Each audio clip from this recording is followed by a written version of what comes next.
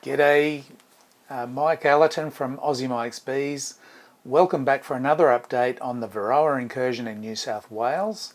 The date now is the 17th of August and this update came out at 7 p.m. last night on the 16th. The important gist of this update is that they've downgraded the yellow zone. That's the 50-kilometre radius. That's the one that was coming very, very close to where I am. So they've downgraded that to blue, which is the greater part of New South Wales. That's a really significant downgrade, and this makes it more possible to move hives but also allow people to do more things with their colonies. Now, as you see, it's the beekeeper update, 16th of August. New South Wales Department of Primary Industries is continuing efforts in response to the Varroa mite incursion, confirmed as Varroa destructor, found in the biosecurity surveillance hives at the Port of Newcastle. Now, just a quick aside here. There's been a lot of people criticising the surveillance hive program, saying that it was ineffective. But in reality, this is why we found out that we had Varroa in New South Wales. Yes, it did land somewhere in the state. It has spread, but it wasn't picked up by people's sugar shakes or alcohol washes. Now, Australia has had a program to do sugar shakes and alcohol washes and drone uncapping and so on, but nobody's ever turned up a result. It was the surveillance hive that found Varroa, and from that point onwards they were able to trace from there with getting in the response to do a determined surveillance program of testing every hive within that discovery zone, that initial 10-kilometre red zone, and extensive testing located where they'd spread. So I'm not going to bang on any more about that.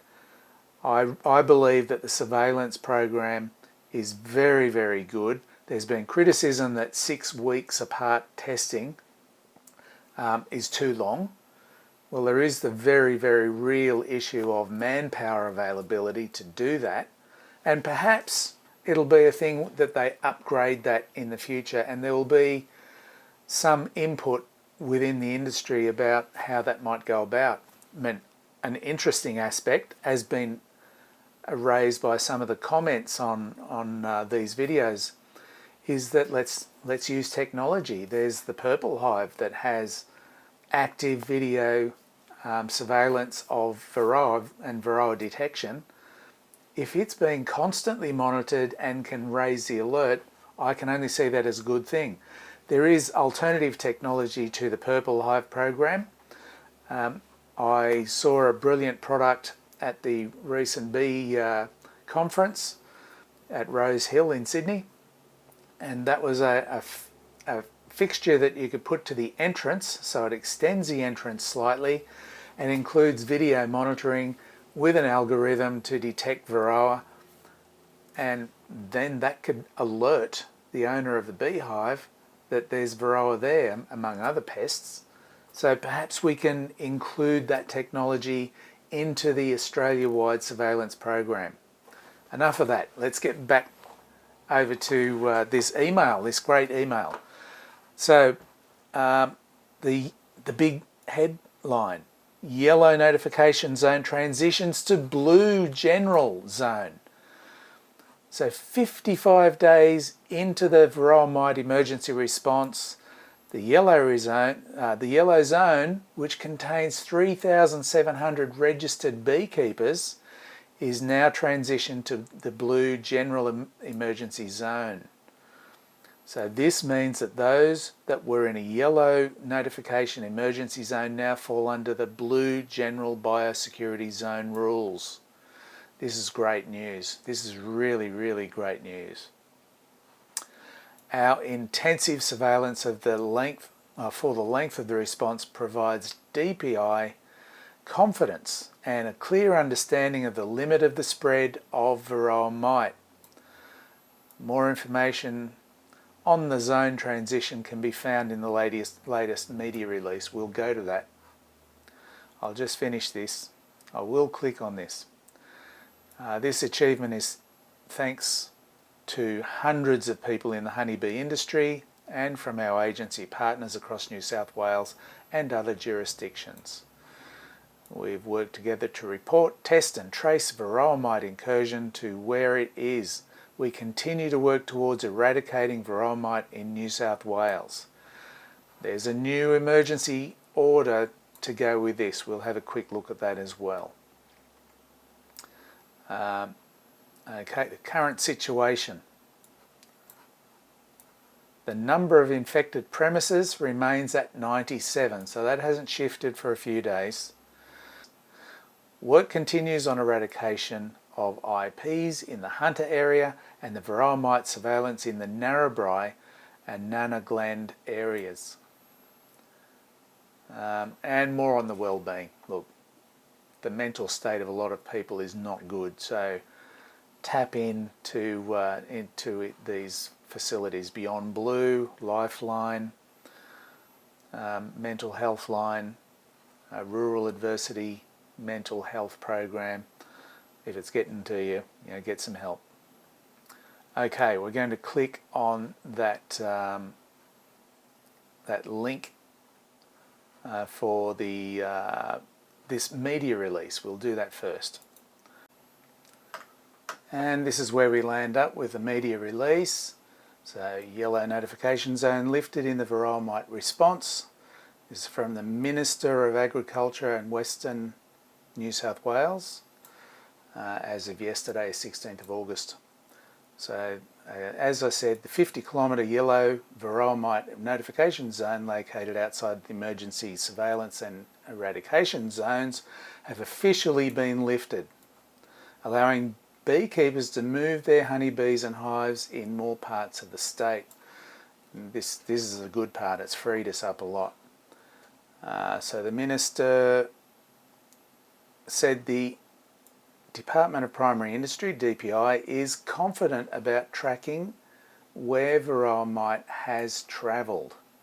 Through stringent tracing and surveillance operations, field teams have determined the limit of natural spread around each of the infected premises.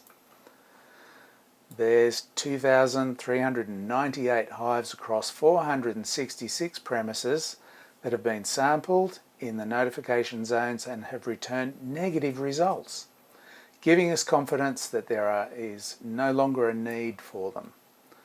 That's great. Studies show bees usually only fly up to 5-kilometre distances and potentially up to 10 kilometres in unfavourable conditions. Therefore, the risk of a bee flying from an IP to a notification zone is very low and realistically would not occur. Thorough research and testing shows the risk of spread within a yellow zone is no different to that of the statewide blue zone. So these yellow areas will be dissolved and now fall under the same rules as the general emergency zone. This is great news for the 3,711 known beekeeping premises in the notification area, allowing them to apply for a hive movement declaration, which will ensure business continuity and support of the state's $20.9 billion primary industry sector. Of the total premises in the yellow notification zones, 277 are commercial, 3,434 are recreational. Although there have been changes to the notification zone, the existing rules remain in place for the 10-kilometre red zones and the 25-kilometre red zones.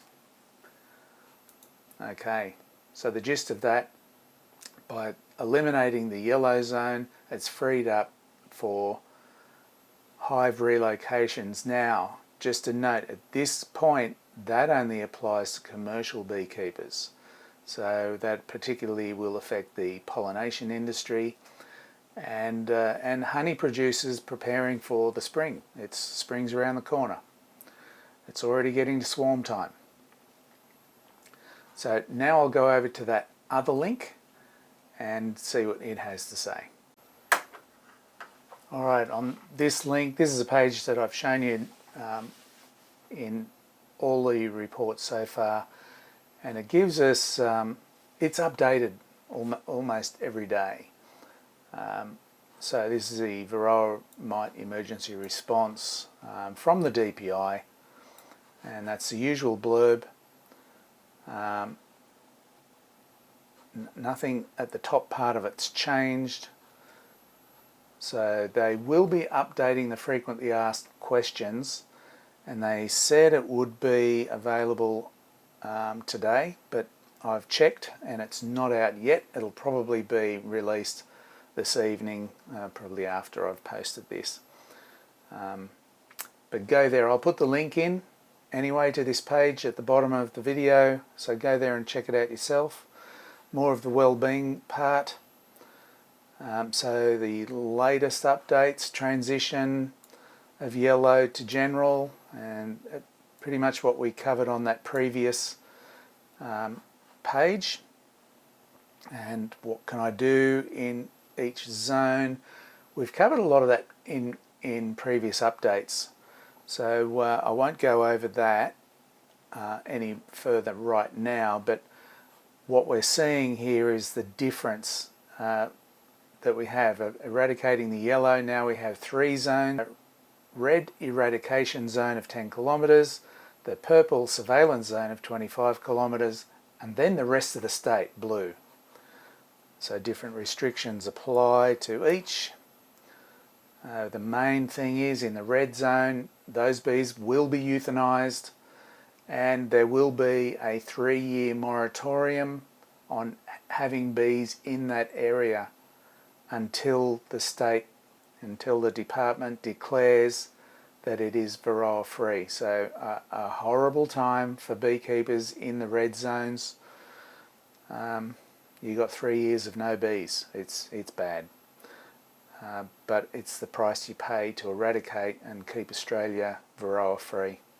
What I wanted to do is get to the map. So look back at previous updates to see how this looked before, but the big difference is you don't have that massive 50-kilometre radius going around each of these red and purple zones. So most of the state now is blue. Now I talk to the people on the ground, as I've said before, and the mood is very, very positive that they've got it nailed. I'm not saying they've eradicated it yet, I'm not saying that. But what they're doing, as I described in the last update, they're closing the noose. They're working their way in. Let me zoom up here a little, around, say, this area. So, this is the worst part of it. It all started in Newcastle, and it's been spread by vehicles, mostly, to these areas. So now we have this perimeter going around the purple area, around the whole lot. Now, what they're doing is they've fenced off that, and with the eradication, they're closing in from the edge of that purple zone in towards the red, into the red, testing in the purple zone, and if they find it, that expands the red zone. But once they get into the red zone, they're eradicating, they're wiping everything out in that zone. So testing in purple, eradicating in red. Some people have commented that they've been waiting weeks and weeks. We're, as it says, 55 days into this, and some of the people in the initial red zone have not been contacted by the DPI, and they're worried about what's going on. And man, of course, it's a stressful time. Be patient. They will be in touch. Now, as I said before, we've got good news. You can take the supers off. You can harvest. Keep your supers. Keep your flow hive supers, and then have the brood chamber, be it 1 or 2 boxes, eradicated and destroyed by the department, and get your compensation. You'll get your $5.50 for that. So we covered that before. So they'll just close in and eradicate everything within that 10-kilometre radius of each of these areas. So obviously radii overlap in the dense area, and that's going to be a massive area of no bees for a long time. They will maintain the fipronil baiting program.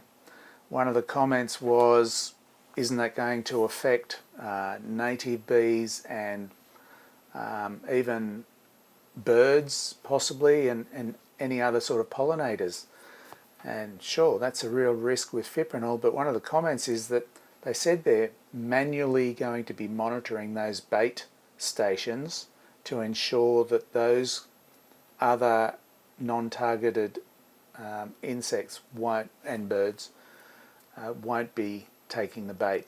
So that sounds massive to me. So, but that's what they've said they're going to do. Incidentally, I've put my name in the bin as a volunteer for early September. I may land up at the almond fields, or I could land up at any one of these positions to pitch in. Probably land up doing euthanizing, but there's any number of other tasks that I could be given. I'll let you know how that goes when it happens. It may not happen. I've volunteered, but they might not call on me. We'll see. And this link takes us to the government Gazette. So this is law. So number 379, dated the 16th of August. Now, a lot of it's just the same as it was. I'm not going to get bogged down on lots of the detail. I'll put a link in so you can study it yourself. Important things is, even in the red zone, you can harvest your honey and save your supers, as I said before, within 48 hours of notification that the DPI are coming to eradicate your colonies. Outside that zone, the same. You can still check your hives for mite and report as before, so that's unchanged. And you can do swarm controls by adding supers. I did not see anything in here about doing splits yet. That remains to be seen, but what I will get down to is the last time they said only commercial registered beekeepers could catch swarms and either destroy them or house them and create a new managed colony. The good news here is that now that's been tidied up, that registered beekeepers as well as registered commercial beekeepers can do just that. So I'll just whip down to where that is. Movement of hives.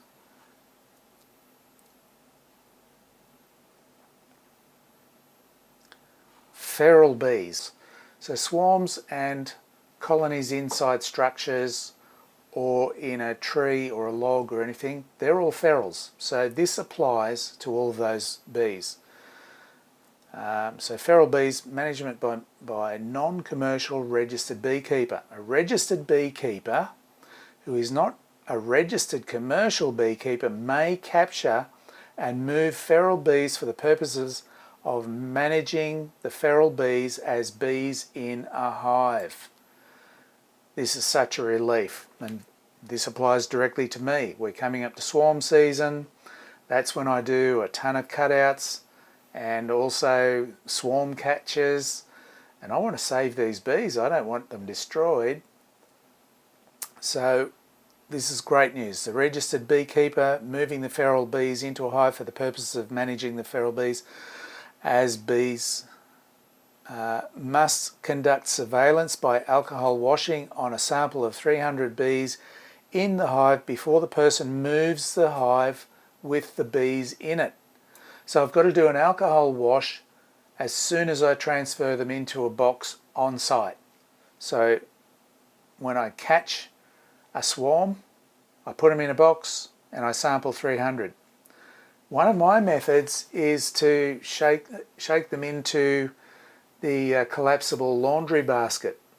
So I can still do that. I can still, I'd even, while the swarm is clung to a tree, scoop them in a cup, tip them in the Varroa testing, test them on the spot and swirl and make sure that there are no Varroa then.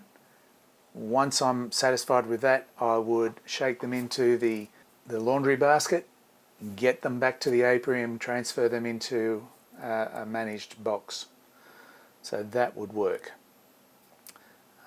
Otherwise, the other methods, putting a box down and just letting them migrate in or shaking them in, you've got to do that test first.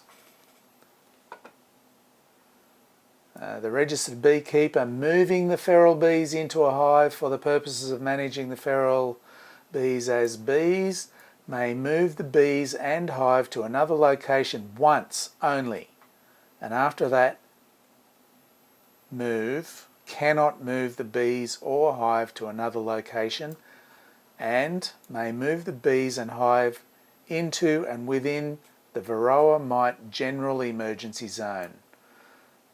And this is in the section for the blue zone, the general zone. So you can move it from one place in the general zone to another place in the general zone.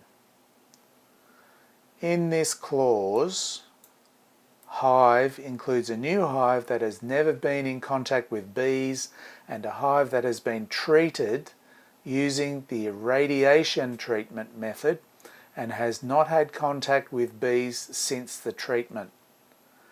Right, so it's either got to be brand new gear or irradiation.